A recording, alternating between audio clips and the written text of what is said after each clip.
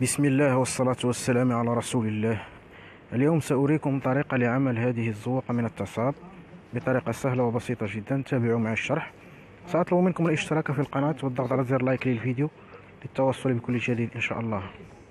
كما كتشوفوا خوتاتي، أولا كنشدو 3 ديال القيطانات من القيطان الأبيض، كناخذوا العبار ديال الزوقة ديالنا، جوج كيكونوا قد والثالث كما كتشوفوا كنخليو واحد شوية زايد من القدام. كناخذوا الحرير وكنبداو كنعصبوا الزواقه ديالنا كما كتشوفوا، بسيطه وسهله جدا. كنعصبوها بشويه وكنزيروا شويه التعصيبه باش ما يطرخاش لينا الحرير. كنبداو ندوروا بحال ما هكا كما كتشوفوا، كنزيروا شويه الزيره، ولكن ما نزيروش بزاف حتى يتجمعوا لينا ثلاثه. كيبقاو هما ثلاثه خصنا دوك سميتو دوك الكابليات يبقاو غاديين بثلاثه مقادين في نفس المستوى. ما نزيروش بزاف باش ما يتراكبوش، وما نرخفوش بزاف باش ما يتحالش التعصيبه. كما كتشوفوا كنعصبوا الزواقه ديالنا بشويه. هي سهله، يمكن لك تدرب عليها مره جوج ثلاثه حتى تتعلم ليها ان شاء الله الرحمن الرحيم. كما كتشوفوا انا قربت نساليها. بعد ما غنساليها ان شاء الله الرحمن الرحيم نعمر براو خيط ندير الطق الحرير ديالي كما غتشوفوا من بعد.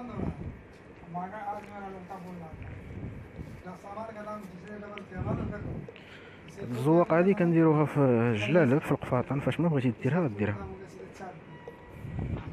ها هي كما كتشوفوا انا ساليت التعصيبه ديالها. دابا الحين غادي نرتقها ان شاء الله الرحمن الرحيم. كما كتشوفوا نرتقها بالبرا ديك الحرير، خصني نرتقها باش ما يمشيش ليا، لان الا خليته محلول غادي تفسخ ليا التعصيبه اللي درت. ترتق بالبرا وتقطعوا الحرير هكا. دابا غنوريو الطريقه كيفاش نديرو نقوسوها. دابا غادي نجيو للطريقه كيفاش نجعلوها مقوسه ان شاء الله.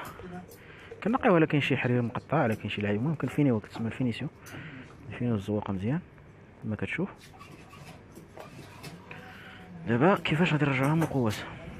حنا اصلا سبقنا وخلينا واحد شويه زايد من هنا واحد شويه زايد من هنا ديال القيطان. داك القيطان غادي نجروه كما كتشوفوا، بسيط وسهل جدا، طريقه سهله. كنجبدوا واحد شويه باش تقوس من الجنب الاول، كنمشيو للجهه الاخرى عاوتاني كذلك مثال، كنجروها شويه عاوتاني كتقوس. ها هي عطات الشكل تقريبا، عطات الشكل. كنبقاو نقادو فيها بشويه كنقادو في الزواقه ديالنا حتى تاخذ الشكل ديال الزواقات اللي صايبنا من قبل. نقادوها مزيان كما كتشوفوا، نجبدوها بشويه برفق، ما نجبدوش بزاف، ولكن المهم نحاولوا باش تاخذ الشكل ديالها كما كتشوفوا. من بعد ما صايبناها كنشدو الكابلي كندوزو مع الجناب ديالها كما كتشوفوا. انا راه دوزتها قربت نساليها. طريقه سهله بالبرا والخيط، وكدوز الدور بها بالكابلي كما كتشوفوا. دوروا بها بالكابلي غراز، ما تنزيروش بزاف، ولكن المهم غير كتوصل للغرزه، ما تزيرهاش بزاف لان الا زيرتيها غادي تعوج لك الزوغه. الكابلي كديه كما في التقويسه، ما كتجبدوش لان الا جبدتيه غيغير لك الشكل. كما هو كتحط دوزو معاه غريزه. او شحال زوينه، احسن حاجه هي تسمع الاذان.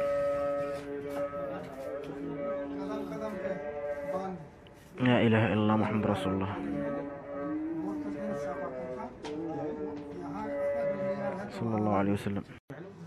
اذا كما كتشوفوا خواتاتي انا ساليت القيطان كنرتق ليها سميتو كما قلنا نفس المزنزل ماشي القيطان اللي خدمت منه البياسه.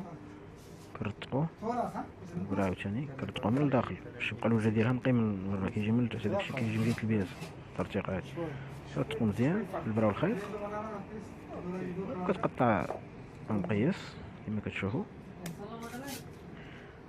كلشي ساهل، يعني اي حاجه ممكن تتعلم ليها، واخا تكون انت ما عمرك صايبتيها راه تصايبها اول مره، لان هي ساهله بزاف. هاد الزواقه هادي تبغي شويه ديال التركيز واتساع خاطرك معاها. من بعد ما ساليتها غادي نصلحها، نقلب على وجهها، ما نصلحهاش على وجهها، نصلحها على الكفه ديالها باش ما يخسرش. يعني الجهه اللي رتقت فيها القيطان وداكشي هي اللي كنحط عليها مصلح، كنعرض لها الوجه ديالها من التحت وكنحط المصلح من الفوق. ما نصلحهاش على وجهها، لان صلحت على وجهها غادي تلمع وغادي الحرير ديالها غادي تحرق. كما كتشوفوا سهله جدا. من بعد ما صلحناها هي الزواقه ديالنا جاهزه. كنتمنى لكم اعجاب بالفيديو، وما تحرموناش من التعليق ديالكم. اي واحد عنده شي سؤال يقولوا لنا، وان شاء الله مستعد نجاوب على جميع اسئلتكم. كنشكركم بزاف خوتاتي، على الدعم ديالكم ليا في هذه القناه. كنتمنى ان شاء الله نكون فدتكم بهذا الدرس. الا كنتي استفدتي من هذا الفيديو لايك واشترك